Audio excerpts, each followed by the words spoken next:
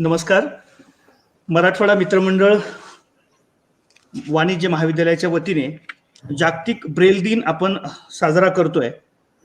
Louis Braille French मधील शिक्षण तज्ञ, जन्म 4 जानेवारी 1852, वयाच्या अवघ्या 3ऱ्या वर्षी आलेले पूर्ण अंधत्व त्याच्यावर मात करत शिक्षणाचा ध्यास, जिद्दीने शिक्षण पूर्ण करण्याचा ध्यास व त्यासाठी येणाऱ्या अडथळ्यांवर मात करण्यासाठी स्वतःची एक शिकवण्याची पद्धत शोधून काढणारा व्यक्ती, अवघ्या जगाला ओळखला जाणारा, ब्रेल या नावाने ओळखला जाणारा व्यक्ती. त्यांच्या मनामध्ये एक ध्यास होता, माझ्यासारख्या प्रज्ञाचक्षू बांधवांना शिक्षणापासून दूर किंवा समाजापासून दूर न जाता त्या समाजामध्ये सामावून घेता आलं पाहिजे, ज्ञान आत्मसात करता आलं पाहिजे. हा ध्यास डोळ्यासमोर ठेवून आणि त्या अडचणीवरती मात करून पुढे जाण्यासाठी 1824 साली वयाच्या अवघ्या 15व्या वर्षी एका भाषेचा शोध लावला आणि तीच भाषा आज आपण ब्रेल लिपी म्हणून ओळखली जाते. ह्या उपक्रमाचा उद्देश असा आहे, महाविद्यालयाने हा उपक्रम ह्याचसाठी आयोजित केला होता की ज्याच्यामध्ये विद्यार्थ्यांना एक सामाजिक भान राहावं. त्याच्यामध्ये आम्ही एक उपक्रम केला की कोलाज मेकिंग एक्झिबिशन आहे. त्याच्यामध्ये एकच उद्देश आहे की फक्त तंत्रज्ञानाची माहितीच नव्हे तर नवीन तंत्रज्ञान विकसित करून समाजाप्रती आपलं ऋण व्यक्त होण्याचं आणि यातूनच नक्कीच आपले विद्यार्थी जागृत होतील आणि डोळसपणे आपले उद्दिष्ट मिळवत राहतील. तर हा ह्या उपक्रमाचा एक उद्देश होता. ह्या उपक्रमामध्ये आपण विविध उपक्रम आणि विविध कार्यक्रम घेणार आहोत. त्याच्यामध्ये विद्यार्थ्यांचा सहभाग असेल आणि त्याच्यामधून विद्यार्थी नक्कीच प्रेरित होतील. आपणा सर्वांचं मी मराठवाडा मित्रमंडळ कॉलेज ऑफ कॉमर्सच्या वतीनं मनपूर्वक स्वागत करतो. आज आपल्यामध्ये 2 तज्ञ व्यक्ती उपस्थित आहेत जे आपल्याला मार्गदर्शन करणार आहेत. त्याच्यामध्ये निशा प्रकाश खरे मॅडम ह्या सेल टॅक्स इन्स्पेक्टर आहेत मुंबई येथे. त्याचबरोबर श्री फैयाज सर हे सुद्धा आपल्याबरोबर जॉईन झालेले आहेत. फैयाज अत्तार सर ते टेक्निकल हेड आणि कन्सल्टंट मनोबल येथे काम करतात. त्याचबरोबर महाविद्यालयाचे प्राचार्य गोल्हार सर, सर्व विभाग प्रमुख, फॅकल्टी आणि विद्यार्थी मित्रांनो, हा उपक्रम हाती घेण्याचं कारण असं की आता आपण पाहिलं गेली 1 वर्षभर आपण अनुभवतोय ह्या कोविडच्या काळामध्ये की बऱ्याच गोष्टींचा आपण अनुभव घेतला, त्याच्यामध्ये अडचणी आहेत आणि त्या अडचणीवरती मात करून आपल्याला पुढे जायचं आहे. डोळस माणसांच्या अडचणी समाजापुढे येणं सहज शक्य आहे, पण प्रज्ञाचक्षू लोकांच्याही अडचणी आहेत. तर त्या अडचणी समाजापर्यंत येण्यासाठी आणि त्या अडचणीवरती मात करण्यासाठी काहीतरी जागृती व्हावी, ह्याच उद्देशाने हा आपण उपक्रम आज करत आहोत. तर आपल्यामध्ये उपस्थित असणारे दोन्ही वक्ते स्वतः यशाची शिखरे पादाक्रांत करत आहेत. समाजामध्ये येणाऱ्या अडचणी, जगण्यासाठी येणाऱ्या अडचणींवरती मात करून आनंदाने जगत आहेत आणि फक्त जगतच नाहीत तर इतरांना जगवण्याचं सुद्धा काम करत आहेत. प्रथमतः मी पाहुण्यांची ओळख करून देतो. निशा प्रकाश खरे मॅडम, त्या सध्या सेल टॅक्स इन्स्पेक्टर म्हणजेच विक्रीकर निरीक्षक मुंबई येथे कार्यरत आहेत. MPSC मधून त्या निवडल्या गेल्या आहेत. खरं तर आतापर्यंत त्यांचा शैक्षणिक आलेख तुम्ही पाहिला तर तुमच्या लक्षात येईल. त्या आता बोलताना मी जास्त बोलणार नाही आता, का त्यांची ओळख करून देण्यापेक्षा त्या स्वतः ज्यावेळेस बोलतील त्यावेळेस तुमच्या लक्षात येईल की आतापर्यंत खडतर परिस्थितीला सामोरे जात स्वतः इतरांमध्ये सामावून आणि इतरांना आपल्यामध्ये सामावून घेत त्या पुढे आतापर्यंत आलेल्या आहेत. शिक्षणाबरोबरच खेळा आणि नृत्यामध्ये सुद्धा त्यांना आवड आहे. राज्यस्तरीय आणि राष्ट्रीय पातळीवरती त्यांनी मल्लखांबामध्ये पारितोषिकं मिळवलेली आहेत. आता खरं तर सेल टॅक्स इन्स्पेक्टर होऊन त्या तिथं स्थिर न होता त्यांचं भविष्याचं स्वप्न आहे की UPSC करून देशाची सेवा करायची आहे. तर त्यासाठी ते आता प्रयत्नशील आहेत. तर मॅडम, मराठवाडा मित्रमंडळ परिवाराच्या वतीने आपलं मनपूर्वक स्वागत. त्याचबरोबर दुसरे वक्ते आहेत फैयाज अत्तार सर. ते सध्या टेक्निकल हेड आणि कन्सल्टंट मनोबल पुणे येथे कार्यरत आहे. दीपस्तंभ फाउंडेशनच्या कार्यात त्या दोघांचाही सहभाग आहे आणि त्या कार्यातून आपल्याला माहितच आहे अंध अपंग व्यक्तींसाठी कार्य केलं जातं. देशभर त्यांचं काम चाललेलं असतं. तर त्या कामाच्या माध्यमातून रेडिओ उडान ह्या रेडिओ चॅनलच्या माध्यमातून ते भारतभर जास्तीत जास्त प्रज्ञाचक्षूंपर्यंत पोहोचण्याचा सर प्रयत्न करत आहेत.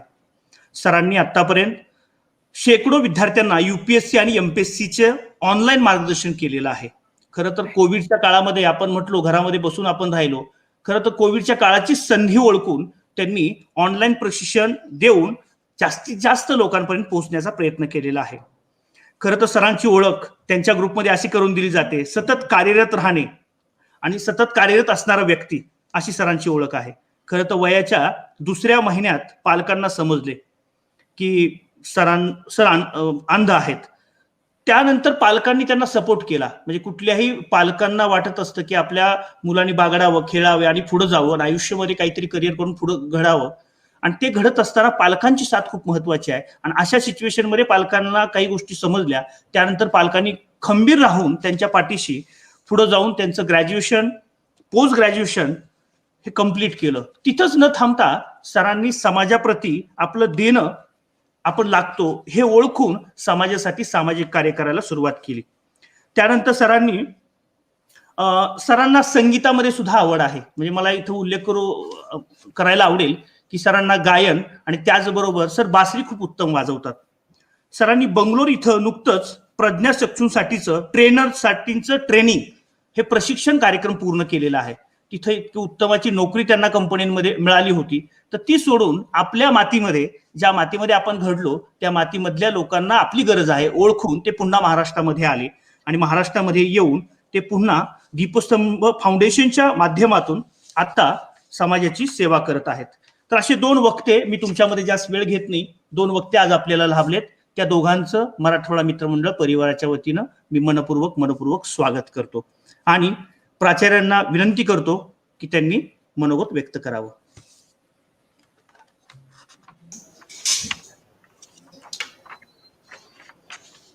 Thank you, Anpad sir. Very good afternoon to all present. Today's guest and inspiration for us, Nisha Khare madam, who's an athlete as well as an bureaucrat now. Mr. Fayyaz Akhtar, who actually is, when I heard the entire introduction of Fayyaz Akhtar, it's quite inspiring and motivating. That somebody who dedicates his entire life in building up the life or building up the careers of people who really need a helping hand. So we are really fortunate, sir. Both of you are present today with us. It was just a thought that how do we acknowledge and how do we celebrate the mankind innovations and inventions like the Braille Lipi, what we have, what has enabled most of the populations in the world to actually make a career like a normal human being. So this was a kind of an attempt to acknowledge this and also try to listen to some of the inspirational stories of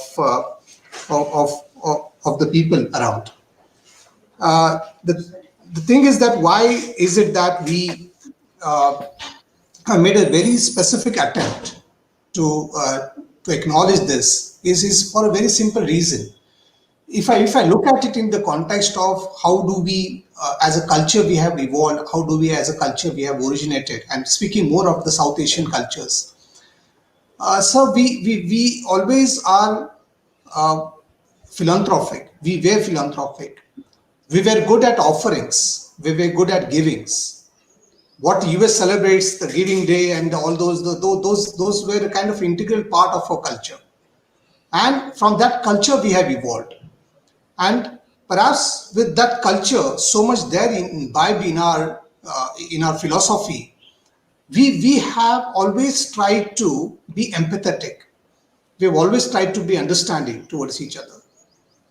As a part of the progress, when we talk about the progress, social progress, economic progress, things go through a kind of a different dimensions, and sometimes the basic fabric of our society, the basic fabric of our culture also gets little compromised in the process.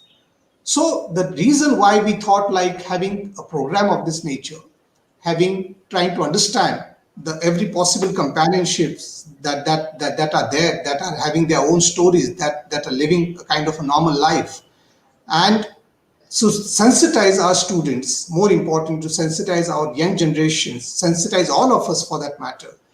Not just look at the physically challenged population as just like an empathy, but actually have a companionship with them. Don't even let them feel that they're different. They're just a part of our entire human population.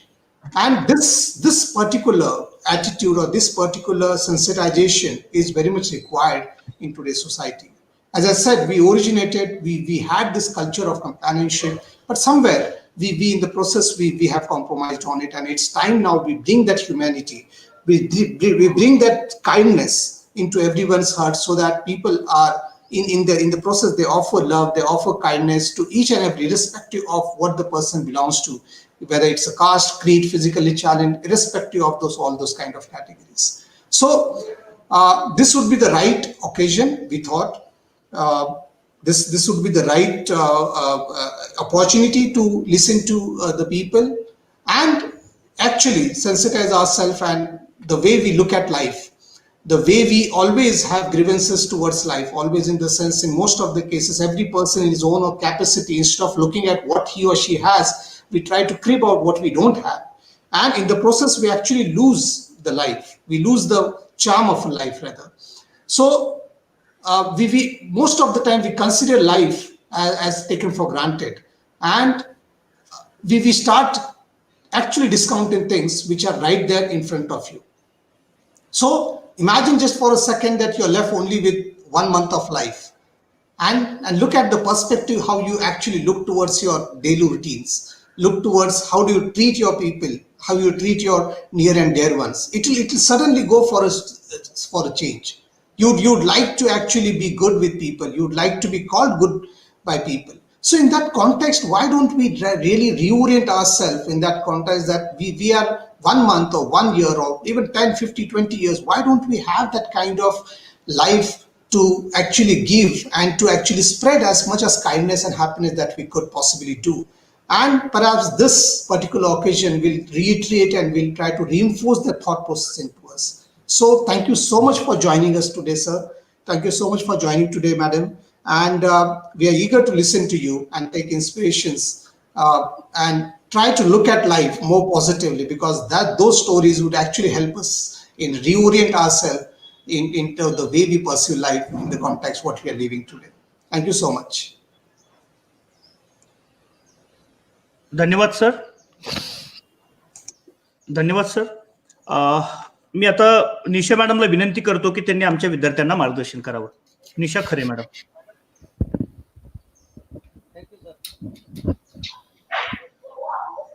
नमस्कार. नमस्कार. Hello, I am audible? Yes, ma'am. Hello. Yes, you are audible. You are audible. Good afternoon, everybody. Good afternoon. Good Hello? afternoon, ma'am. You are audible, ma'am. Okay. सर्वप्रथम मी मराठा मंडळ commerce कॉलेजचे सर्व गुरुजन आणि सगळे विद्यार्थी मित्र आणि इथे उपस्थित असलेले. हॅलो. हा मॅडम, आवाज येतोय? आवाज येतोय का माझा? हा येतोय मॅडम. ऍक्च्युली मला तुमचा आवाज येत नाहीये व्यवस्थित. एक मिनिट. हा सर, आवाज येतोय मॅडम, आवाज येतोय तुमचा. येतोय का? हा. हॅलो. हा सर, मॅडम बोला तुम्ही, आम्हाला ऐकू येतंय. ओके. सर्वप्रथम मराठा मित्र मंडळ कॉमर्स स्टुडंट आणि सगळे जे कोणी गुरुजन आहेत त्या सर्वांना माझा नमस्कार. मी निशा प्रकाश खरे. ऍक्च्युली कार्यक्रम सुरू झाल्यापासून आवाज थोडासा ब्रेक होऊन येत होता, त्यामुळे मला व्यवस्थित ऐकता आलं नाही. मध्ये मध्ये सर काय बोलत होते ते, तर मला कळत नाही की माझा आवाज तुमच्यापर्यंत पोहोचतोय की नाही. ऍक्च्युली येतोय मॅडम आवाज. असं थोडस होतंय. येतोय का? तर मी सलग बोलू तर चालेल का? हो मॅडम, सलग बोला. Okay okay. मी निशा प्रकाश खरे. मी माझं शिक्षण जे आहे ते Kamala Mehta school for the blind इथून पूर्ण केलं, शालेय शिक्षण आणि माध्यमिक शिक्षण. त्यानंतर रामनारायण रुईया महाविद्यालयातनं मी माझं BA पूर्ण केलं आणि जन्मापासूनच मला दृष्टिदोष आहे. तर त्यामुळे नॉर्मल शाळेमध्ये पहिल्यांदा मी एंटर केलं आणि तिथे मग लक्षात आलं घरच्यांना की नॉर्मल शाळेत शिकताना मला काही अडचणी येत आहेत. माझ्या फॅमिलीमध्ये माझे आई वडील लहानपणापासून माझ्याबरोबर नसल्यामुळे माझ्या काकांनी माझ्या शिक्षणाची सगळी जबाबदारी सांभाळली. माझ्याबरोबर माझा मोठा भाऊ आणि मी असे दोघं होतो. तर आई वडील नसल्यामुळे सगळी जी काही जबाबदारी आहे ती काकांनी घेतली. माझ्या डोळ्यांचे बरेच उपचार केले, पण त्यामध्ये काही म्हणजे झालं नाही पुढे. डॉक्टरांनी सांगितलं की यांचा जो काही डोळ्याचा प्रॉब्लेम आहे तर त्यामध्ये मग माझ्या काकांना प्रश्न पडला की आता यांना कसं शिकवायचं, कारण आमच्या फॅमिलीमध्ये माझे वडिलांना पण प्रॉब्लेम होता डोळ्यांचा, पण त्यावेळी सुद्धा शिक्षणाच्या काय संधी असतात किंवा काय हे कुटुंबातल्या लोकांना माहिती नव्हतं. आणि माझ्या बाबतीत पण असाच प्रसंग, म्हणजे वडील गेले आणि नंतर मी खूप लहान होते त्यावेळेला. तर त्यावेळेला माझाही असा प्रॉब्लेम आहे हे लक्षात आल्यानंतर मग घरचे थोडेसे खूप सुरुवातीला म्हणजे ते कन्फ्यूज झाले की आता शिक्षण कसं द्यायचं ह्याच्या पुढे, म्हणजे काय ह्याच्या पुढे आयुष्य काय, असा त्यांच्या पुढे प्रश्न निर्माण झाला. मग त्यांनी बरेच प्रयत्न केले आणि प्रयत्न करत असताना मग त्यांना एक उषा धर्माधिकारी मॅडम होत्या, तर त्या समाजसेविकाच होत्या आणि त्यांचा खूप जवळून परिचय म्हणजे काकांचा झाला एका डॉक्टरांच्या माध्यमातून. तर मग त्यांनी त्यांना सजेस्ट केलं की तुम्ही त्यांना जर तुम्हाला जर त्यांना नॉर्मल स्कूलमध्ये काही अडचण येत असेल तर तुम्ही त्यांना ब्लाइंड स्कूलमध्ये टाकू शकता म्हणून. तर मग काकांनी त्यावर खूप विचार केला आणि नंतर मग मला ब्लाइंड स्कूलला घातलं आणि तिथे मग माझ्या शाळेचा प्रवास झाला आणि खूप एन्जॉय केलं बालपण माझं स्कूल फॉर ब्लाइंड मध्ये. खूप काही शिकायला मिळालं. मला असं वाटतं की आज जे मी काही आहे ते माझ्या शाळेमुळेच आहे, कारण तिथे कुठेही मला असा फील आला नाही की माझ्याकडे काहीतरी कमी आहे. ज्या वेळेला मी नॉर्मल शाळेत मला घातलं तेव्हा मी खूप लहान होते, तर तिथे फळ्यावरचं मला दिसत नसायचं आणि त्यामुळे मग काय वर्गातली मुलं, आपल्याकडे एज्युकेशन सिस्टम अशी आहे की व्हिज्युअल बेस गोष्टींवरती जास्त भर आहे आपल्याकडे.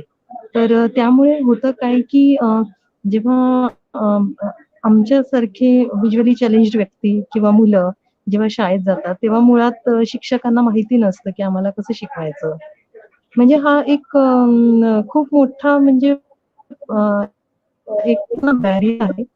तर तो बॅरियर हळूहळू आता म्हणजे दूर होतो आहे.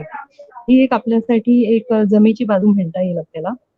तर तो प्रॉब्लेम मी तिथे फेस केला. पण मला त्यामुळे नॉर्मल शाळेत शिकताना आणि घरच्यांना मुळात माहिती नव्हतं की कसं करायचं. हा एक मोठा प्रॉब्लेम असल्यामुळे मला जावं लागलं. पण तिथे मी माझं आयुष्य बदललं. मला खूप गोष्टी शिकायला मिळाल्या. म्हणजे अभ्यास तर होता, मध्ये सुद्धा मला म्हणजे खूप डान्स म्हणलं तर मला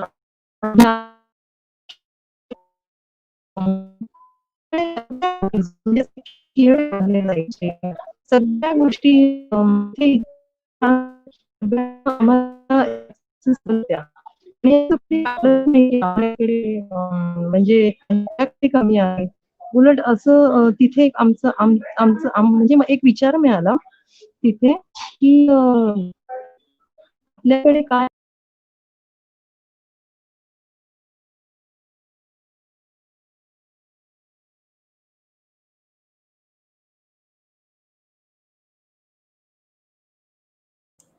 हॅलो, निशा मॅडम, तुमचा आवाज येत नाहीये. सर मॅडम डिस्कनेक्ट झालेत बहुतेक त्यांच्या नेटवर्क इश्यूमुळे. अच्छा. हॅलो, हां आलेत वाटतं. 1-2 मिनटं त्यांना वेळ देऊया आपण परत हा एकदा. हा हा.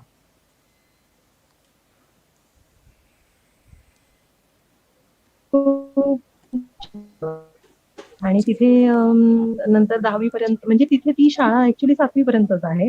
8वी पर्यंत आम्ही ब्रेलमध्येच पेपर लिहायचो आणि नंतर मात्र आमच्या शाळेचा असा नियम आहे की 8वी पासून मुलांना 8वी ते 10वी नॉर्मल मुलांमध्ये, कारण समाजामध्ये वावरत असताना सगळ्यांबरोबर आपल्याला राहायचं आहे. तर मुलांना हे पण लक्षात आलं पाहिजे की तुम्हाला समाजात वावरताना तुम्हाला कसं वावरायचं आहे. तुमच्या सभोवती आजूबाजूला असलेल्या गोष्टींबद्दल तुम्ही किती कसं जागरूक असलं पाहिजे, कसं तुम्ही प्रवास केला पाहिजे, कसं तुम्ही लोकांशी रिलेशन्स बनवले पाहिजेत वगैरे ह्या ज्या काही गोष्टी असतात. तर त्यासाठी आम्हाला 8वी ते 10वी मध्ये सरस्वती स्कूल सरस्वती हायस्कूल एक बाजूला स्कूल होती आमच्या शाळेच्याच बाजूला. तिथे आम्हाला पाठवलं गेलं आणि मग तिथे सुद्धा खूप मजा आली आणि तिकडचे पण शिक्षक खूप चांगले होते आणि तिकडचा एक वेगळाच अनुभव होता. म्हणजे खूप छान अनुभव होता. पण मग त्या अनुभवाने खूप शिकवलं की समाजामध्ये एक जबाबदार नागरिक म्हणून आपल्याला हे जेव्हा असतं त्यावेळेला ज्या काही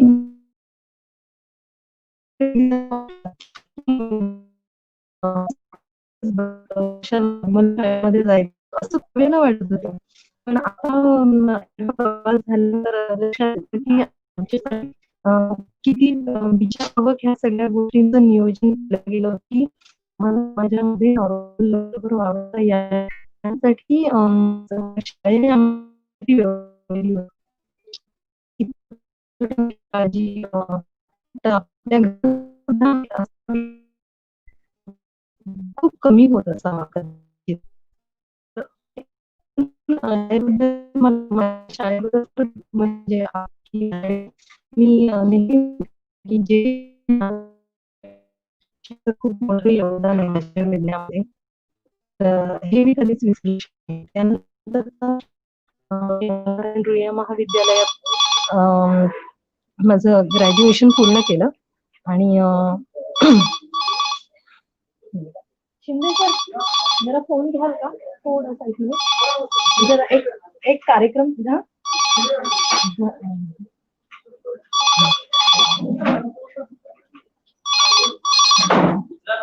नाही एक कार्यक्रम सुरू होता मी जरा कार्यक्रमात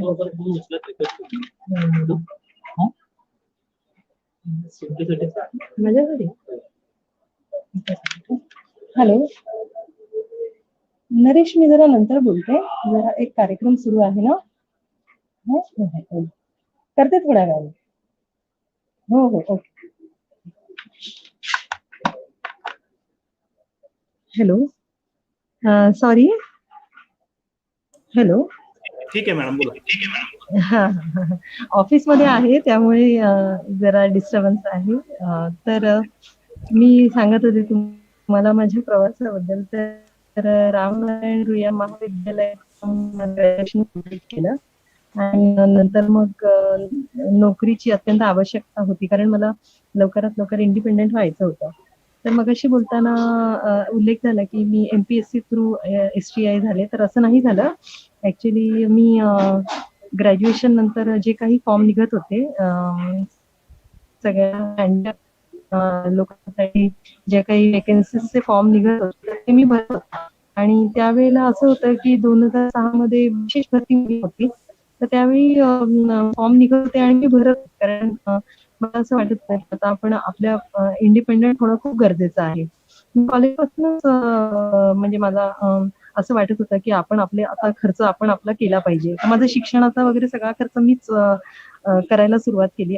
11वी पासूनच मुलींच्या ट्युशन्स वगैरे घेत होते अगोदर आणि नंतर मग हळूहळू जी काही कामं मिळत गेली ती मी करत गेले आणि नंतर असं झालं की 2006 मध्ये मला इकडे विक्रीकर विभागामध्ये शिपाई पदासाठी भरती होती. मी तो फॉर्म भरला, त्याच्यामध्ये मी सिलेक्ट झाले आणि शिपाई पदापासूनच इथे काम सुरू केलं. 2005 ला माझं ग्रॅज्युएशन झालं. ग्रॅज्युएशन झाल्यानंतर शिपाई पदापासूनचा प्रवास थोडासा माझ्यासाठी सुरुवातीला असं वाटत होतं की कसं कसं काय काय होणार आहे आणि कसं कसं पुढे जाता येईल ह्यातनं. पण मी माझ्या मित्रमैत्रिणींशी डिस्कस केलं आणि त्यांनी मला असं सांगितलं, की त्यांच्या मार्गदर्शनामुळे खरं तर मी तो जॉब स्वीकारला आणि मला माझ्यासाठी कधीच कुठलं काम छोटं किंवा मोठं असं नव्हतं. माझ्यासाठी काम हे कामच होतं. तर त्यावेळीची परिस्थिती आणि सगळं पाहून माझ्या हे लक्षात आलं, की आपण आता जॉब जो पण काही मिळेल तो घेऊया आणि इथून आपण परीक्षा देऊन पुढे जाऊया. असं एकंदरीत मी विचार करून मग मी सेल्स टॅक्समध्ये शिपाई पदासाठी आले आणि प्रवास खूप छान होता. म्हणजे जसं मला जी भीती वाटत होती, की कसं वातावरण असेल, काय असेल वगैरे असं सगळं होतं. पण इथे आल्यानंतर म्हणजे प्रवास खूप छान होता. चॅलेंजेस खूप होते आणि खरं तर चॅलेंजेस होते त्यामुळेच खरंच खूप मजाच आली ॲक्चुअली. लोकं आपल्याबद्दल कसा विचार करतात किंवा आपल्याकडे एक पार्ट जर कमी असेल म्हणजे आता माझ्याकडे तर दृष्टीचा पार्ट एक कमी आहे. पण मग जर फिजिकली चॅलेंज पण होते, तर त्यांच्या बाबतीत लोक कसा विचार करतात किंवा एकंदरीत समाजामध्ये काय ह्या विषयाला घेऊन लोकं काय विचार करतात, हे फार जवळून अनुभवायला मिळालं. आणि हळू-हळू हे लक्षात आलं, की दोष हा कुणाचाच नाही आहे ह्याच्यामध्ये. ह्याच्यामध्ये एकच गोष्ट आहे, की आपण आपल्या स्वतःला खूप जास्त डेव्हलप करण्याची गरज आहे. जर आपण आपल्या स्वतःला खूप जास्त डेव्हलप केलं, तर समोरच्यांच्या मनातले हे जे काही भाव आहेत, ते नाहीसे होतील आणि हळू ते आपल्याकडे पॉझिटिव्हली पाहायला लागतील. हे माझ्या लक्षात आलं आणि मग मी काम करायला सुरुवात केली. नंतर मी ऑलरेडी ग्रॅज्युएट असल्यामुळे असं झालं, की माझं प्रमोशन आपोआप झालं आणि मी क्लर्क झाले. क्लर्क झाल्यानंतर मग असं झालं, की नॉर्मल लोकांमध्ये वावरत असताना तर नॉर्मल लोक हे मी जसं म्हणाले तसं, की आपल्याकडे व्हिज्युअल बेस्ड गोष्टींवरती जास्त भर आहे, की आपल्या म्हणजे त्याच्या व्यतिरिक्त काही म्हणजे इतरही काही गोष्टी आहेत ज्यांच्या माध्यमातून कामं होऊ शकतात. म्हणजे आता फॉर एक्झाम्पल एक व्हिज्युअली चॅलेंज व्यक्ती असेल, तर ती ऐकण्यावर तिचा जास्त भर असतो किंवा तिच्याकडे जी काही टेक्नॉलॉजी आहे त्याचा वापर करून ती काही करू शकते. याबद्दल समाजामध्ये अवेअरनेसच नाही आणि अवेअरनेस नसल्यामुळे असं होतं, की जे कोणी आमचे वरिष्ठ आहेत, त्यांनाही हे माहिती नाही, की आमच्याकडून काम कसं करून घ्यायचं. आता मुळातच असं होतं, की इथे जे काही कामाची जी सिस्टम होती, ते ट्रेनिंग वगैरे काहीच नव्हतं. नॉर्मल लोक जे कोणी टेबलला येतात, ते स्वतःच शिकतात आणि स्वतःच म्हणजे एकमेकांना विचारून वगैरे असं करून आमच्या बाबतीत वेगळं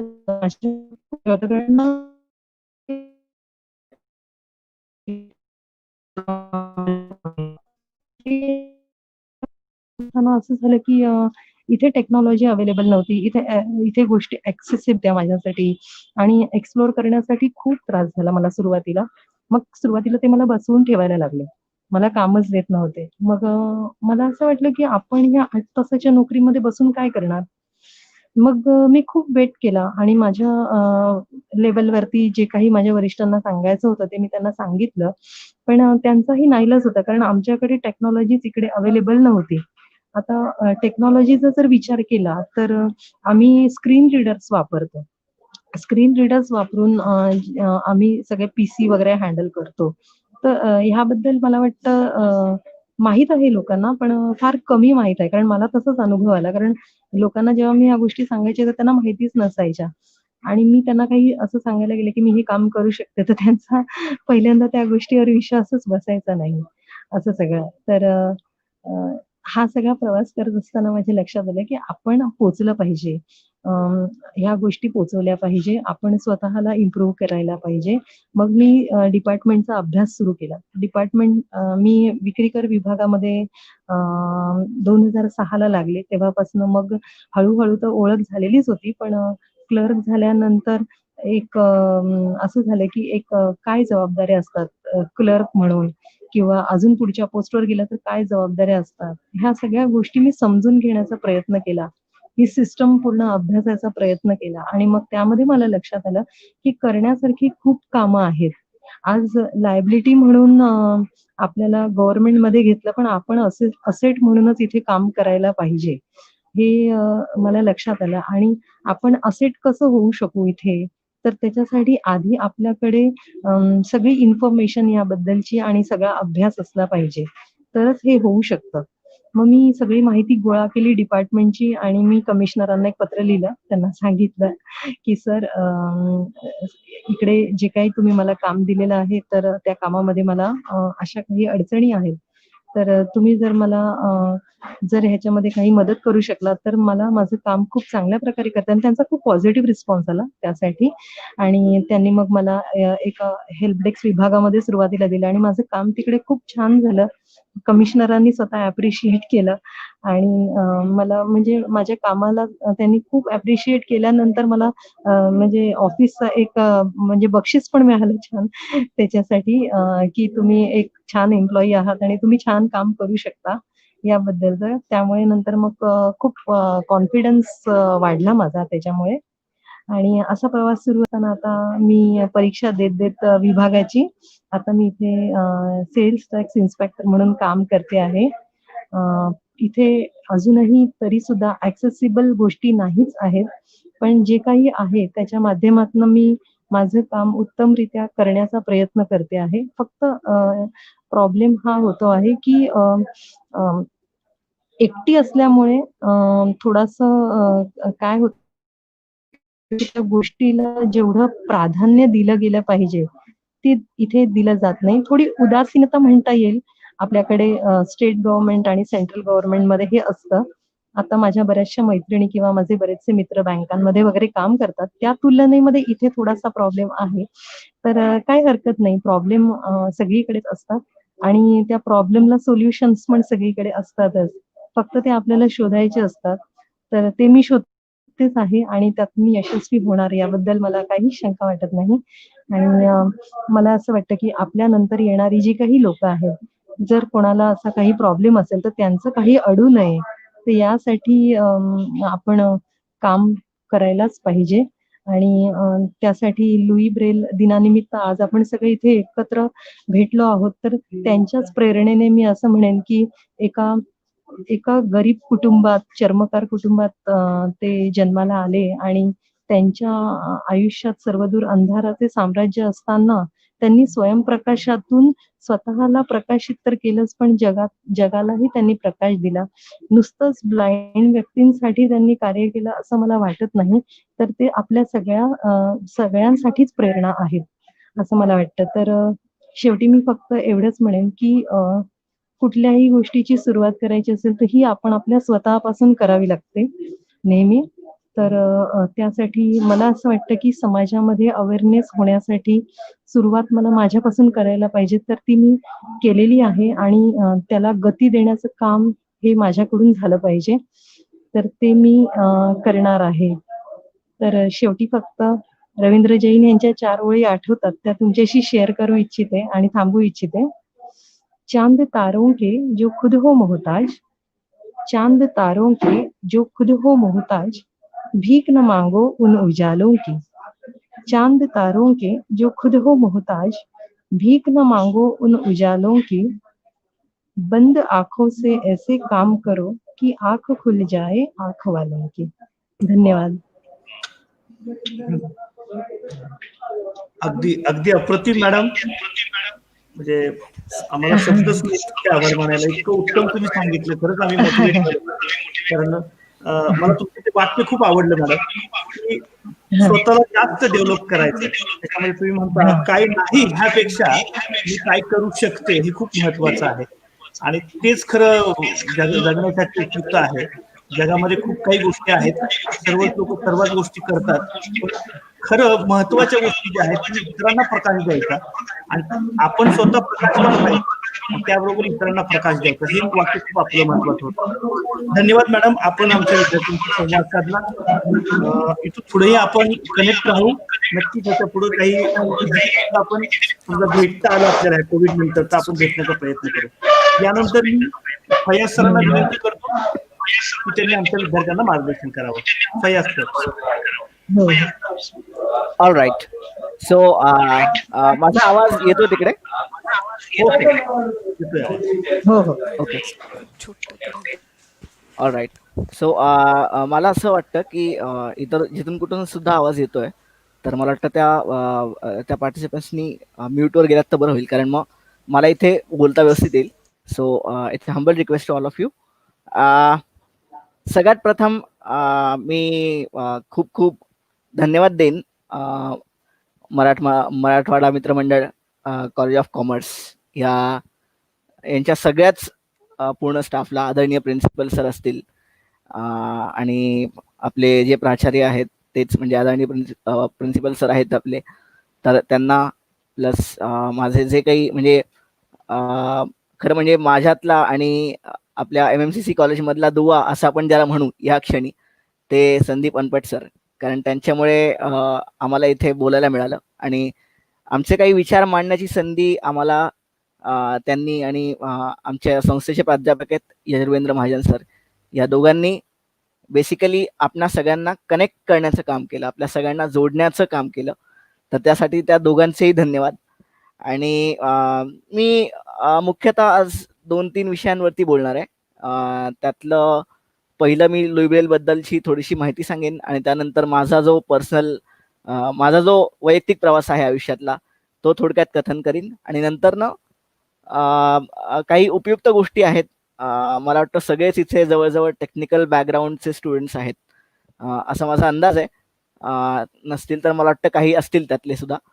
तर ह्या सगळ्या गोष्टी आता ज्या निशा मॅडम म्हणाल्या की ॲक्सेसिबिलिटी नावाचा जो प्रकार आहे तो मोस्टली वर्कप्लेसमध्ये असतो किंवा नसतो थोड्याफार प्रमाणात, तर त्या संदर्भात मी शेवटी बोलेन, आत्ता नाही.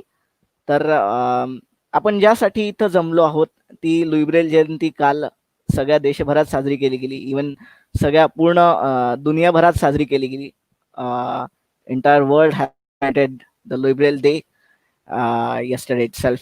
So we are here on the occasion of belated Louis Braille Day. So आपण आता फार वेळ न घालवूयात आणि मी सुरू करतो. लुई ब्रेल यांचा जन्म 1852 साली झाला, हे आपल्याला संदीप अनपट सरांनी मागेच सांगितलं. तर लुई ब्रेल यांचे वडील जे आहेत, आधी ते स्वतः काही लुई ब्रेल हे स्वतः डोळसच होते, ठीक आहे. पण त्यांचे जे वडील आहेत ते ह्या आधी ते खोगिरीचा व्यवसाय करायचे. त्यांचा खोगिरीचा म्हणजे आपण काय म्हणू, आपण त्याला चांभार व्यवसाय वगैरे असायचा त्यांचा. तर त्या खोगीर कापण्याचं जे हत्यार असतं ते त्यांना वयाच्या 4थ्या वर्षी आय थिंक लुई ब्रेलनं ते त्यांच्या उजव्या डोळ्यामध्ये ते खेळत असताना त्यांनी ते चुकून मारलं आणि त्यामुळे त्यांच्या उजव्या डोळ्याची दृष्टी गेली. आधी ती झालं आणि नंतर डाव्या डोळ्याची दृष्टी गेली, ठीक आहे. आणि त्यानंतर म्हणजे ही दृष्टी गेल्यावरती आता आई वडील खरं म्हणजे त्यांच्या आई वडिलांनी हाच विचार केला की आता करायचं काय, दृष्टी गेली तर मुलगा शिकेल कसा आणि त्याचं पुढे काय होणार. तर मग एका म्हणजे लुई ब्रेल काही शोधत असताना त्यांना असं कळलं की एक लष्करी सेनानी आहेत फ्रेंच लष्करामध्ये. तर त्यांनी काय केलं होतं, त्या लष्करी अधिकाऱ्यांची गोष्ट अशी होती की जी लिपी होती ती 14 टिंबांची होती, ठीक आहे. म्हणजे बेसिकली ती अशासाठी निर्माण केली होती त्या लिपीची.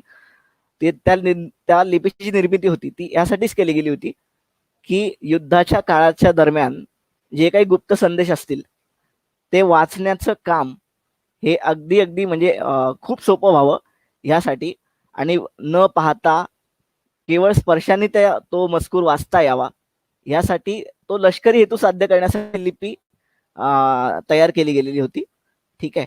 पण मग ह्याचाच ही लिपी नंतर 12 टिंबांची झाली आणि त्यानंतर हे जेव्हा लुई ब्रेलनी पाहिलं सगळं तेव्हा त्यांना असं समजलं की आपण अगदी 6 डॉट्स मध्ये सुद्धा म्हणजे ते रिसर्च करत किंवा आपण म्हणू संशोधन करत करत ते ह्या निष्कर्षापर्यंत आले की ही लिपी 6 डॉट्स मध्ये एकदम व्यवस्थित बसू शकते.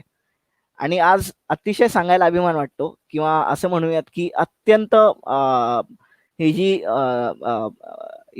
जे संशोधन आहे लुई ब्रेल यांचं, तर अत्यंत सांगायला आनंद वाटतो की जगातल्या सगळ्या भाषा, सगळ्या स्क्रिप्ट्स ह्या लुई ब्रेल डे म्हणजे हे जे ब्रेल लिपी आहे त्यांनी अत्यंत सहजपणे शक्य आहे. आणि त्यासाठी कोणतंही वेगळं ब्रेल शिकायची गरज नाही. जर डोळस माणसाने इच्छा धरली ब्रेल शिकण्याची, किंवा कोणी असेल, कोणताही व्यक्ती ज्याला जो डोळ्यांनी पाहू शकतो, अशा व्यक्तीने जर त्या धरली, तर तो माणूस मला वाटतं 2 महिने फार झाले. जर जास्तच त्याचं इच्छाशक्ती असेल, तर तो 1 महिन्यात सुद्धा ही ब्रेल लिपी शिकू शकतो, व्यवस्थित शिकू शकतो. याबद्दल माझी खात्री आहे.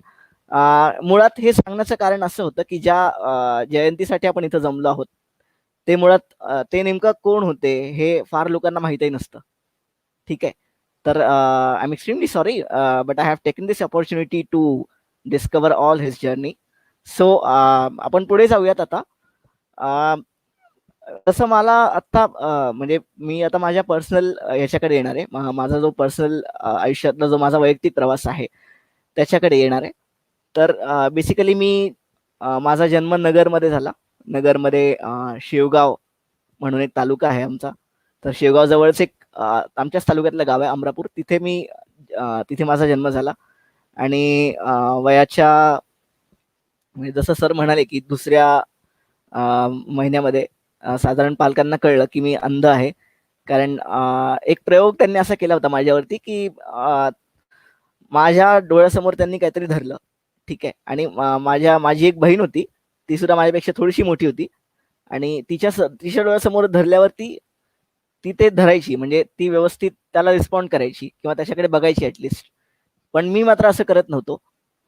फक्त मला ऐकायला मात्र येत होतं. पण हा प्रयोग जेव्हा माझ्या मामांनी माझ्यावरती केला, तेव्हा त्यांना समजलं सगळ्यांनाच की मला दिसत नाही. तर मग त्याच्यानंतर खूप जास्त हॉस्पिटल्स झाले आणि त्यानंतर बऱ्याचशा गोष्टी झाल्या. आणि मग शेवटी 6 महिन्याचा असताना मी पुण्यामध्ये जेव्हा आलो होतो, तेव्हा तिथल्या बुद्राणी हॉस्पिटलमध्ये, इनलॅक्स बुद्राणी, जे पुण्यातलं हॉस्पिटल आहे कोरेगाव पार्कमध्ये एरियामध्ये त्याचं, तर तिथल्या डोळ्यांच्या विभागात मला नेण्यात आलं. आणि तिथे एक डॉक्टर आले होते, ते UK वरून होते. तर त्यांनी सांगितलं की माझ्या डोळ्यातली जी नस आहे, जिथून तुम्हाला दृष्टीचा प्रवाह तुमच्या डोळ्यापर्यंत जाऊन मेंदूत पोचतो, तर ती नस बंद आहे. तर त्यामुळे जर प्रकृतीची इच्छा असेल तर ती ओपन होईल, अदरवाईज तो विषय सोडून द्यावा. आणि चांगल्या अजून इफेक्टिव्ह मार्गाने जर तुम्हाला अजून काही करता आलं तर ते पाहावं. तर मग अशा काळाने म्हणजे अशा ह्या सगळ्या दृष्टिकोनातून माझे घरचे खूप नाराज होते, पण माझे मामा जे होते ते खूप पॉझिटिव्ह होते, कारण ते सुद्धा पुण्यात राहिले होते नोकरीनिमित्त. त्यामुळे त्यांनी आधी लोक पाहिले होते, म्हणजे ब्लाइंड लोक कसे वावरतात किंवा त्यांचं ऑल ओव्हर जस्चर कसं असतं समाजाप्रती, हे त्यांनी पाहिलं होतं. त्यामुळे मला त्यांनी एका शाळेचं नाव सुचवलं, म्हणजे माझ्या घरच्या. तर मी तिथे गेलो आणि शाळेमध्ये खरं म्हणजे खूप छान अनुभव होते. फक्त मला एकच अनुभव असा वाटला, की शाळेमध्ये जेव्हा आपण सायन्स शिकतो, म्हणजे आम्ही ब्लाइंड विद्यार्थी, तेव्हा ते ॲक्च्युअली व्हिज्युअलाइज करण्याची गरज असते. आणि फार ते शिक्षकांना, जसं निशा मॅडम म्हणाल्या, ते माहीत नसतं की कसं करायचं आणि कसं लेक्चर, म्हणजे कसं हे सेशन डिलिव्हर करायचं त्या शेवटच्या ब्लाइंड व्यक्तीपर्यंत, जो तुमचं म्हणजे जो ऐकण्यासाठी बसलाय किंवा ज्याला तुमच्याकडून काहीतरी अपेक्षित आहे. तर हा सगळ्यात मोठा ड्रॉबॅक ॲक्च्युअली तेव्हा जाणवला नाही, पण जसं जसं मोठा होत गेलो आणि जसं जसं हे सगळं कळत गेलं, ते आता जाणवतं व्यवस्थित. त्यानंतर म्हणजे माझं शिक्षण जे झालं ते 4थी पर्यंत एकच होतं, म्हणजे एकच शाळा, आणि तिथेच राहायचं आणि तिथेच शाळा पण होती. आणि 5वी पासून राहायची व्यवस्था तिकडेच होती हॉस्टेलमध्ये, आणि शाळेला आम्ही दुसरीकडे जायचो. तर 5वी ते 10वी पर्यंत, म्हणजे 7वी पर्यंत जसं निशा मॅडम म्हणाल्या तसंच मला पण होतं पुण्यामध्ये. 7वी पर्यंत आम्ही सगळे पेपर्स ब्रेलमध्येच लिहिले आणि ब्रेलमध्येच सगळं कम्युनिकेशन होतं. आणि त्यानंतर 8वी पासून आम्ही स्क्राईब नावाची एक कन्सेप्ट आली. ठीक आहे. तर त्या स्क्राईबमध्ये बेसिकली काय असतं, तुम्ही जेव्हा तुम्ही जेव्हा स्क्राईब म्हणून एखाद्या व्यक्तीला जातात, तुमच्यातले काही जण गेले सुद्धा असतील असा माझा अंदाज आहे. तर तो स्क्राईब म्हणजे बेसिकली काय असतं, की तुम्हाला एक ब्लाइंड व्यक्ती तुमच्या जवळ येतो. ठीक आहे. आणि त्याची एक्झाम असते. ठीक आहे. आणि तिथे तुम्हाला तो काय करतो, तुमच्यासमोर एक क्वेश्चन पेपर ठेवला जातो, तो तुम्हाला वाचून दाखवेल, त्याची उत्तरं तुम्ही सांगायची आणि तो मग हवं तर ते लिहिणार. बरं, आता ह्याच्यात सुद्धा काय गडबड आहे, की समजा त्या स्क्राईबचं जर लिहिणं किंवा असं म्हणूयात आपण, की अक्षर जर बरोबर नसेल, कारण ह्या गोष्टी पण खूप मॅटर करतात. हँडरायटिंग्स वगैरे या सगळ्या टेक्निकल गोष्टी त्या, पण त्या खूपच मॅटर करतात. तर मग हे तेव्हा जाणवलं नाही, पण आता जाणवतं, कारण मी स्वतः तंत्रज्ञ प्रशिक्षक असल्यामुळे आता ते फार जाणवतं सुद्धा आणि ते समजतं सुद्धा. म्हणजे मला खूप लोक भेटतात आणि ते विचारतात सुद्धा या गोष्टी. तर हे सगळे ड्रॉबॅक्स मला आता जाणवतात. तर म्हणजे 10वी पर्यंत मग असंच शिक्षण झालं आणि 11वी-12वी सुद्धा रायटर्सच्याच साहाय्याने पेपर आम्ही लिहिले. आणि त्यानंतर मी जेव्हा फर्स्ट इयरमध्ये आलो, फर्ग्युसन कॉलेजमध्येच माझं सगळं झालं. 11वी-12वी फर्स्ट इयर पासून ते ग्रॅज्युएशन सगळंच. तर मी जेव्हा इथे आलो तेव्हा मी खूप म्हणजे 11वी-12वी तसं मी फर्ग्युसन कॉलेजमध्ये येऊन 2 वर्ष झाली होती. पण ते सुद्धा बिचकत राहायचो किंवा बोलायचो नाही फार लोकांशी आणि त्यामुळे स्टेज डेअरिंग तर अजिबातच नव्हतं. मला म्हणजे माझ्या वर्गातल्या मुलांनी मला नाव दिलं होतं गुमसुम बच्चा असं. तर मला असं सांगायला आवडेल की फर्स्ट इयरला आल्यावरून म्हणजे फर्स्ट इयरला आल्यावर सुद्धा मी जी फर्स्ट टर्म होती त्यातमध्ये मी फारसा काही उत्साह दाखवला नाही. म्हणजे मला तो म्हणजे मला ऍक्च्युली ते वातावरण आवडत होतं, पण तरी सुद्धा शेवटी कुणाकडे जायचं किंवा कशा गोष्टी हँडल करायच्या ह्या माहीत नव्हत्या व्यवस्थित. कारण जेव्हा तुम्ही एकदम 10वीतून बाहेर पडता आणि 18 वर्ष पूर्ण झाल्यावरती शाळेमध्ये हा नियमच आहे कोणत्याही ब्लाइंड स्कूलमध्ये, की शाळा 18 वर्ष पूर्ण झाली की तुम्हाला ठेवत नाहीत. ठीक आहे, म्हणजे मग तुम्ही तुमचं काही करा, भले तो व्यक्ती तुमच्याकडून एनेबल झालेला असो किंवा नसो, दॅट डझंट मॅटर.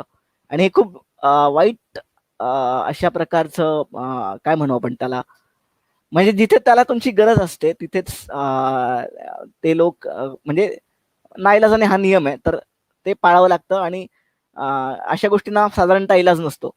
तर हे करत असताना एकदम एका कार्यक्रमामध्ये मला म्हणजे काय झालं की मी असंच एक फ्लूट वाजवत बसलो होतो. माझ्या कॉलेजच्या इथे समोर गार्डन आहे, त्या गार्डनमध्ये मी फ्लूट वाजवत बसलेला असताना माझे काही मित्र होते समोर. तर त्यातल्या एकाने मला पाहिलं आणि तो NSSच्या याचा प्रमुख निघाला. जो विद्यार्थी माझ्याकडे म्हणजे तो मला फ्लूट ज्याने माझी ऐकली, तर तो मला म्हणाला की मी NSSचा CR आहे, तर मला तुझी फ्लूट आवडली, मी एका प्रोग्राममध्ये ती वाजवतो, म्हणजे तू वाजवू शकशील का आमच्यासाठी? तर मग मी तात्काळ हो म्हणालो आणि जेव्हा मी वाजवली, ते वाजवलेलं पहिलं गाणं होतं माझं ए मेरे वतन के लोगो, त्या NSSच्या कॅम्पच्या उद्घाटन समारंभाच्या वेळी. तर तेव्हापासून मी खरं म्हणजे खूप जास्त फेमस असं झालो कॉलेजमध्ये आणि तेव्हापासून माझ्या भोवती मित्रांचा मेळा पडू लागला असं म्हणता येईल आपल्याला. कारण तेव्हापासून कोणीही येत होतं आणि मला सारखं विचारत होतं, कारण त्यावेळेस एक अटेन्शन असं झालं होतं मी, म्हणजे सेंटर ऑफ अटेन्शन ज्याला म्हणतो आपण. तर अशा प्रकारचं झालं होतं आणि मग हळूहळू हे सगळ्यांनाच कळलं की मी फ्लूट वाजवतो कॉलेजमध्ये आणि मग कॉलेजच्या इतर प्रोग्राम्समध्ये सुद्धा मला पार्टिसिपेशनसाठी बोलावलं गेलं आणि ह्याच काळात मग आमचे कॉलेजचे प्राचार्य, प्रिन्सिपल सर आणि इतर सगळे शिक्षक यांच्यामध्ये सुद्धा खूप चांगलं बॉन्डिंग माझं झालं आणि तो ऍक्च्युली माझा टर्निंग पॉईंट मला म्हणता येईल की आपण म्हणजे मी ऍक्च्युली मेन स्ट्रीम याच्यामध्ये फील्डमध्ये वावरण्यासाठी सुरुवात केली. कारण ह्या आधी मला फार काही माहित नव्हतं. मग हा मास्टर्स पर्यंत म्हणजे ग्रॅज्युएशन पर्यंत झाल्यावरती मग मास्टर्स मी मराठीमधून केलं आणि मराठीमधून मास्टर्स केल्यावरती पुढे प्रश्न पडला की आता करायचं काय, की कारण मला हे माहिती होतं की मराठी म्हणजे मास्टर्सचा माझा रिझल्ट काही फार चांगला आला नव्हता, त्यामुळे मला ते मिळणार नाही मला माहिती होतं. सो पण त्याआधी सुद्धा माझं टेक्निकल एज्युकेशन थोडंसं झालं होतं. तर मग मी बँगलोरला जावं असं डिसाईड केलं आणि ॲट द सेम टाइम मला एक ब्रेक थ्रू मिळाला. TCSनी एक नोटिफिकेशन रिलीज केलं होतं. तर त्यांचा एक प्रोजेक्ट होता, तर त्यांची ती इंटर्नशिप करण्यासाठी त्यांना व्हिज्युअली इम्पेअर्ड लोक हवे होते, काही लोक. तर तिथे आम्ही गेलो बँगलोरला आणि तिथे खूप जास्त शिकण्यासाठी मिळालं. कारण असं की प्रत्यक्ष काम हे कसं असतं हे एकदम जवळून पाहायला मिळालं आणि ॲट अ टाइम हे शिकत असताना सुद्धा म्हणजे आपण असं म्हणूयात की महाराष्ट्रापेक्षा टेक्नॉलॉजीमध्ये बँगलोर आपण सगळ्यांना माहिती आहे की बँगलोर हे IT हब आहे. ठीक आहे, म्हणजे पुणे मुंबईत तर आहेच आहे, पण बँगलोर हे व्हिज्युअली इम्पेअर्ड किंवा इतर डिसेबल लोकांच्या दृष्टीने सुद्धा आय टी हब असं म्हटलं तरी चालेल. तर इथे जे आहे ते हा प्रकार असा होता की महाराष्ट्रात मी ह्या गोष्टी पाहिल्याच नव्हत्या. कारण जिथे मी ज्या बिल्डिंगमध्ये माझं काम असायचं तिथे मी पाहत होतो की एका वेळेला साधारण 10-10, 15-15 लोक व्हिज्युअली इम्पेअर्ड आणि इतर डिसेबल सुद्धा त्यातच हे आपापली कामं एकदम व्यवस्थित चोखपणे करत बसलेली असायची आणि त्यांना काही नसायचं. म्हणजे त्यांची त्यांची कामं ती व्यवस्थित करायची आणि मग मी सुद्धा असंच ठरवलं की मला पण यांच्यासारखंच बनायचं आहे. मग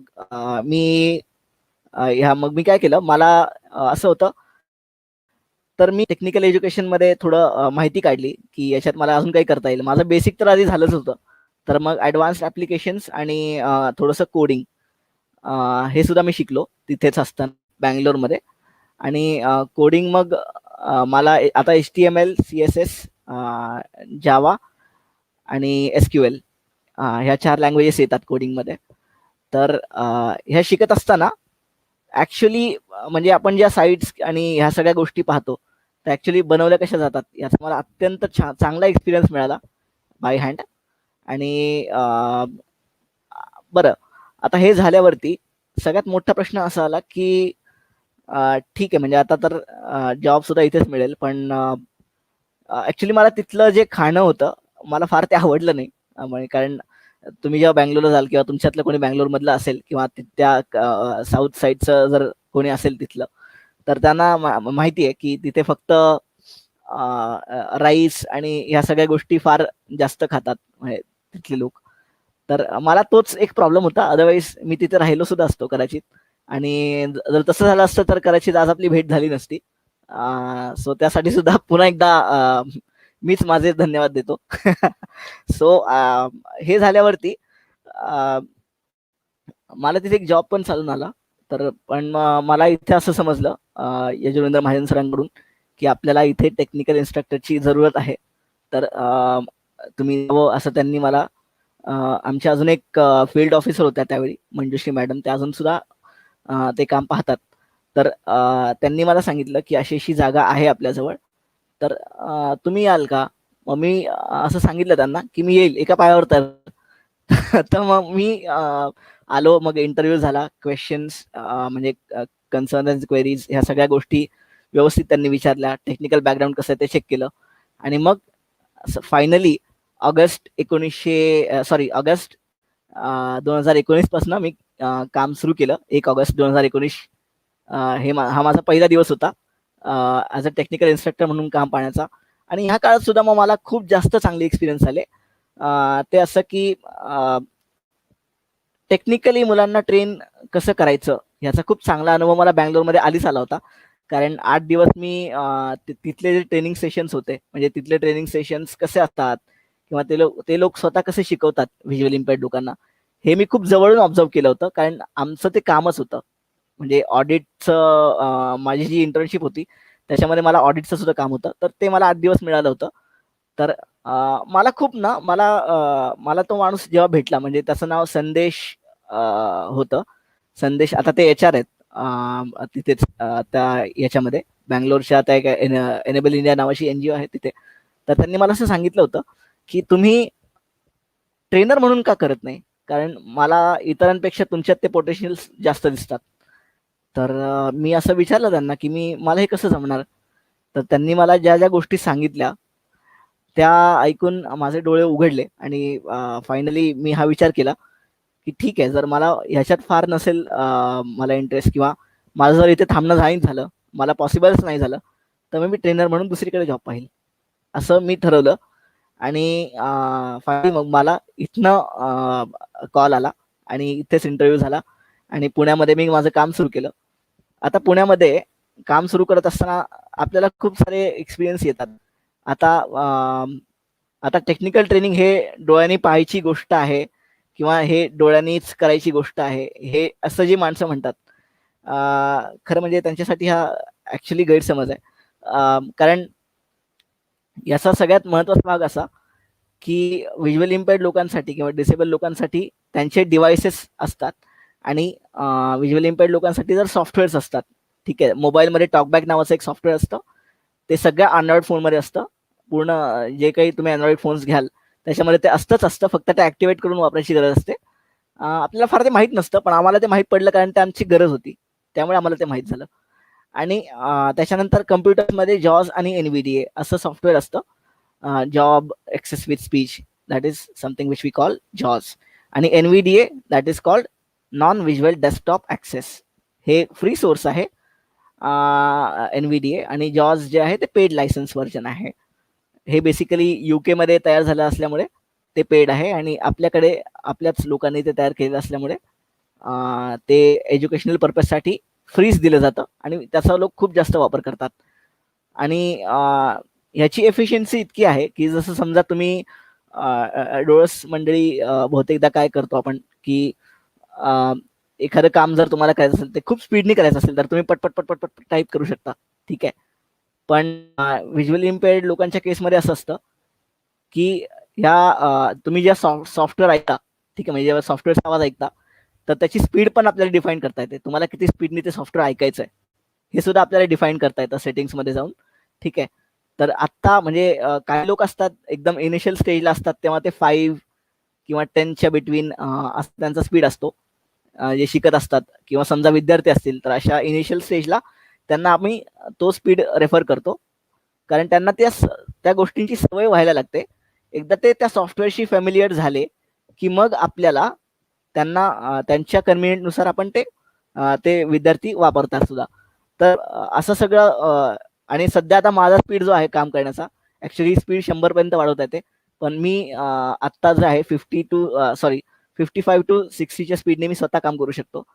तर ही एफिशियन्सी जी आहे ती कुठे कुठे जरुरीची आहे हे अत्यंत व्यवस्थितपणे त्या मुलांना सांगायला लागतं. आणि ह्या सगळ्या गोष्टी सांगत असताना मग आता जेव्हा रिसेंटली लॉकडाऊनची परिस्थिती आली तेव्हा मग आम्हाला प्रश्न पडला की आता ह्या विद्यार्थ्यांपर्यंत पोहोचायचं कसं. कारण म्हणजे आता ठीक आहे, आता लॉकडाऊन जेव्हा होईल तेव्हा होईल, म्हणजे परत जेव्हा सुरू होईल तेव्हा होईलच, ठीक आहे, तो विषय नव्हता. पण मग शेवटी नंतर काय, म्हणजे त्या विद्यार्थ्यांनी मग असंच बसून राहायचं की पुढे अजून काही करायचं. तर मग आमचे जे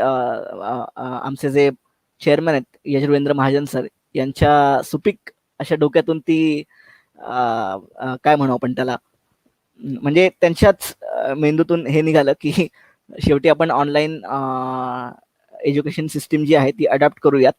आणि त्यासाठी सगळे लागणारे सजेशन्स जे आहेत त्यांनी आमच्या सगळ्या स्टाफकडून मागवले आणि त्याप्रमाणे आमचं काम सुरू झालं.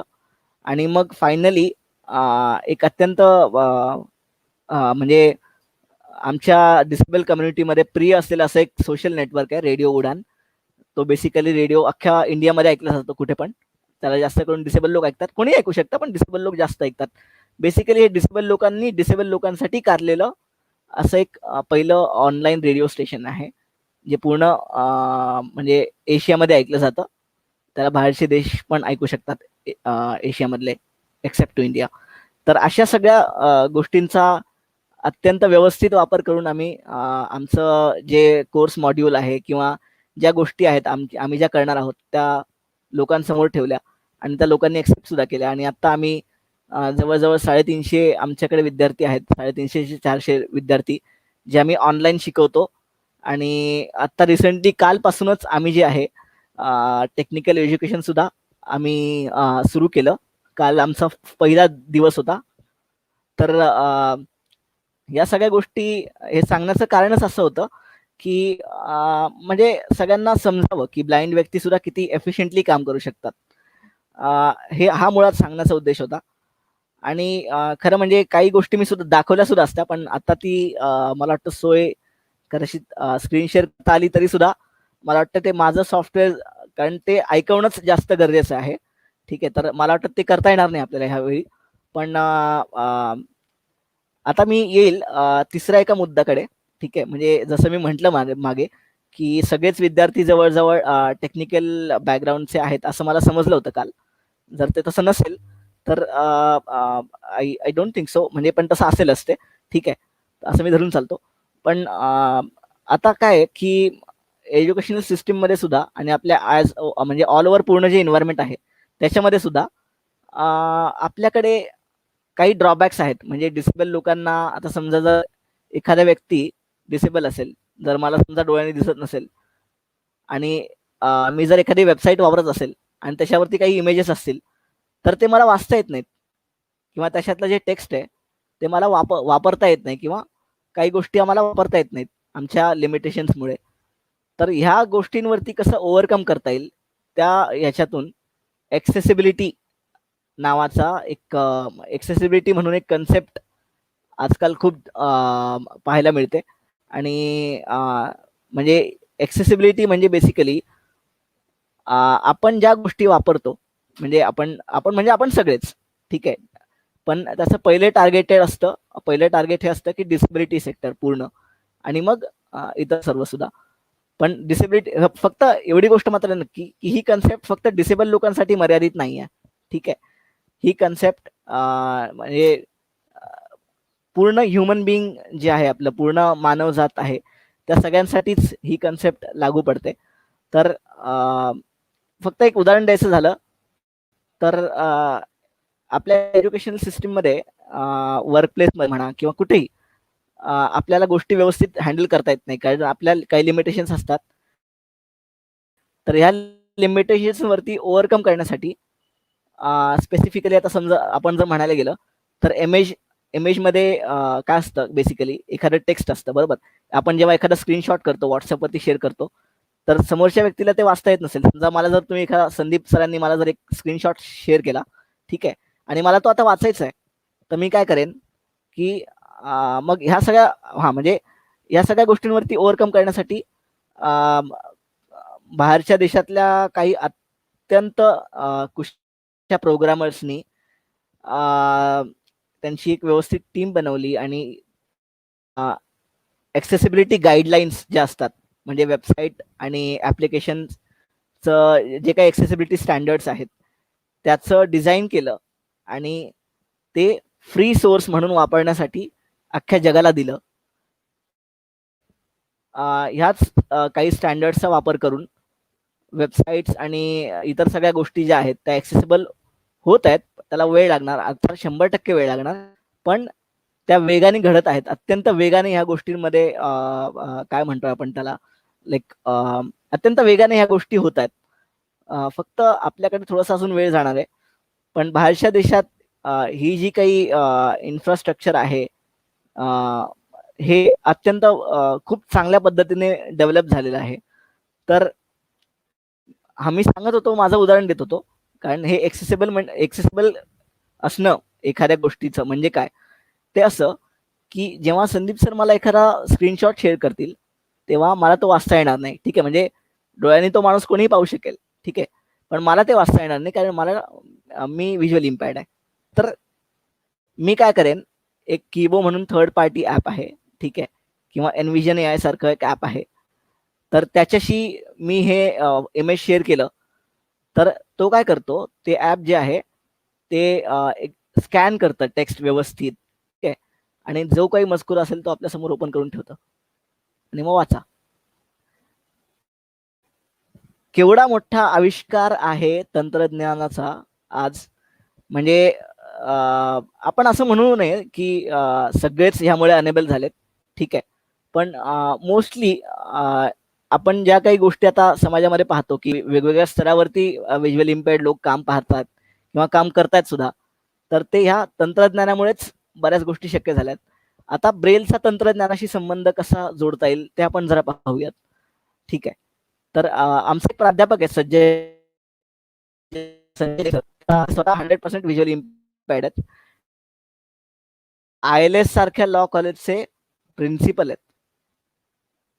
ओके, तर ह्या सगळ्या गोष्टी आपल्याला एकच सांगतात की हे जे संजय जैन सर ज्यांच्याबद्दल मी आता बोलतोय तर त्यांनी आयुष्यभर ब्रेलमध्येच पुस्तकं वाचली, ठीक आहे. म्हणजे तंत्रज्ञानाशी आता जेव्हा तंत्रज्ञानासाठी सुद्धा ब्रेलसाठी सुद्धा आता एक डिव्हाइस मागे डेव्हलप झालंय, प्रेशेबल ब्रेल डिस्प्ले असं आहे, ठीक आहे. तर जे काही तुम्ही म्हणजे ई डॉक्युमेंट तुमचं ओपन कराल कम्प्युटरवरती, ठीक आहे, ते तुम्हाला त्या ब्रेल डिस्प्लेमध्ये स्पर्श करून सुद्धा वाचता येतं, ठीक आहे. हे काही तंत्रज्ञानाचं एकंदरीत स्वरूप आहे ते ह्या लेवलवरती आता येऊन आणि पुढे भविष्यात ते खूप जास्त इम्प्रूव्ह होणार आहे.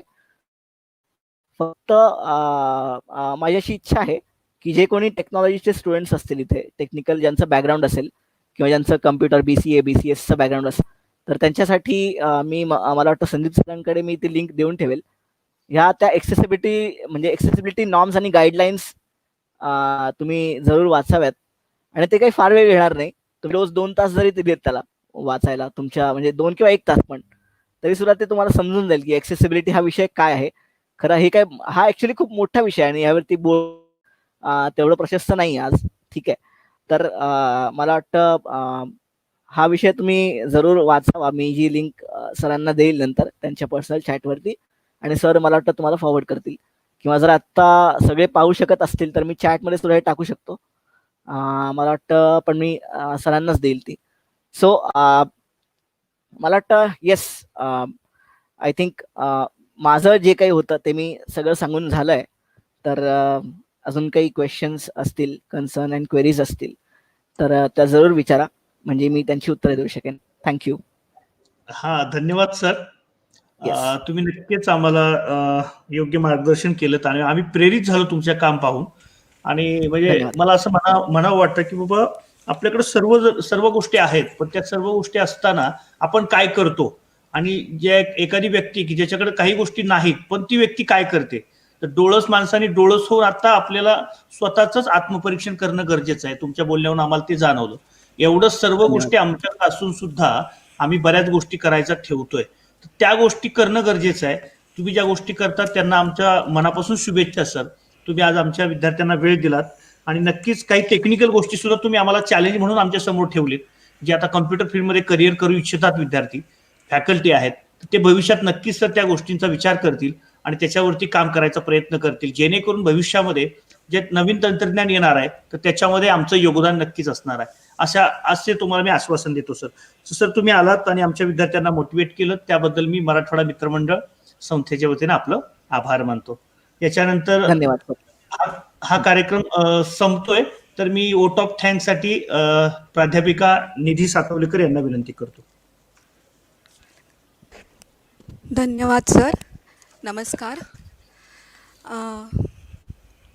दोन्ही आपल्याला लाभलेले जे पाहुणे आहेत, आपण आत्ता ज्यांना ऐकलं, मनीषा खरे मॅडम आणि फैयाज अत्तार सर, आणि त्यांनी केलेली काम, त्यांनी केलेलं संकटावर मात, त्यांचा प्रवास जो आपण आत्ता ऐकलात, त्यांनी जी यशाची शिखरं गाठली आहेत ती सर्वच प्रेरणादायी आणि वंदनीय आहेत असं मला वाटतं.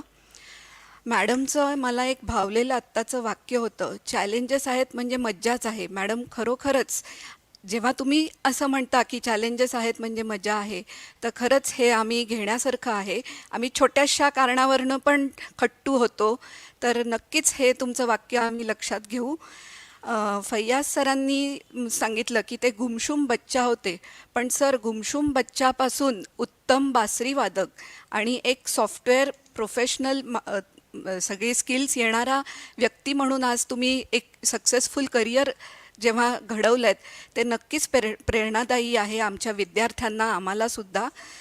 तर दोन्ही पाहुण्यांना मी आभार व्यक्त करते. त्यांनी त्यांचा अमूल्य वेळ इथे दिला, त्यांनी आम्हाला मार्गदर्शन केलं. तसेच संस्थेचे कार्याध्यक्ष भाऊसाहेब जाधव सर, जे आमच्या संस्थेचं ब्रीदवाक्य आहे, येथे बहुतांचे हित, ते तंतोतंत त्यांच्या पूर्ण कामातनं जे पाळतात आणि त्याचाच एक भाग म्हणून आम्ही हा उपक्रम राबवला आहे. त्यांचे मी आभार मानते. महाविद्यालयाचे प्राचार्य आणि मार्गदर्शक डॉक्टर गोल्हार सर यांचे मी आभार मानते. आजच्या कार्यक्रमाचे सूत्रसंचलन करणारे, सगळी सूत्र सांभाळणारे, पाहुण्यांशी संपर्क साधणारे डॉक्टर अनपट संगणक विभाग प्रमुख यांचे मी आभार मानते. तसेच सर्व विभागाचे प्रमुख, शिक्षक आणि शिक्षकेतर कर्मचारी यांचे मी आभार मानते. मला ही जी आभार प्रदर्शनाची संधी दिली त्याबद्दल धन्यवाद. सर्वांना मी जाहीर करते, हा कार्यक्रम इथे संपलेला आहे. थँक्यू.